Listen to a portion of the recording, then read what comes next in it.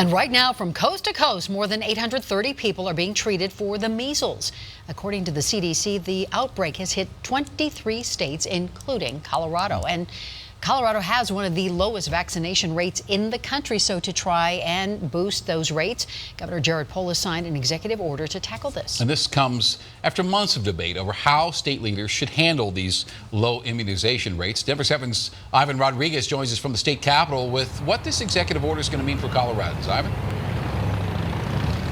Good evening. The governor says he wants to increase people's access to getting their children vaccinated. One of the most important parts in his plan, educational outreach. It is now official. After signing an executive order, Governor Polis has committed to increasing Colorado's vaccination rate. Colorado has one of the lowest kindergarten vaccination rates in the country. We need to increase the vaccination rate and at the same time, of course, fully respect the decisions that parents make in their health care decisions.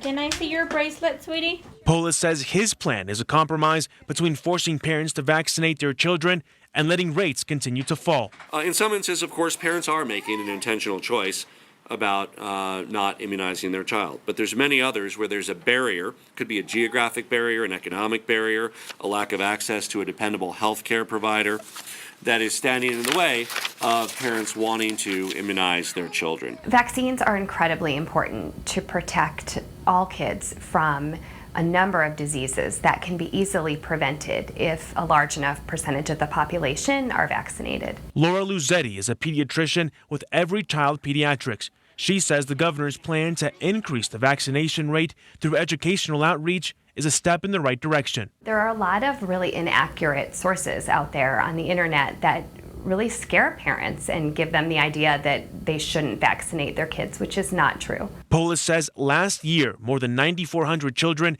were treated for vaccine-preventable illnesses like measles, mumps, and rubella, costing a total of $55 million in medical costs. The biggest fear we have right now is with the measles outbreak, and we've only had one recent case in Colorado, so we've been lucky so far, but we know with our immunization rates being how they are, we are at risk for an outbreak in Colorado. The governor says he wants to be informed of the progress that's been made no later than June of next year, and then every 6 months after that. Live at the state capitol, Ivan Rodriguez, Denver 7.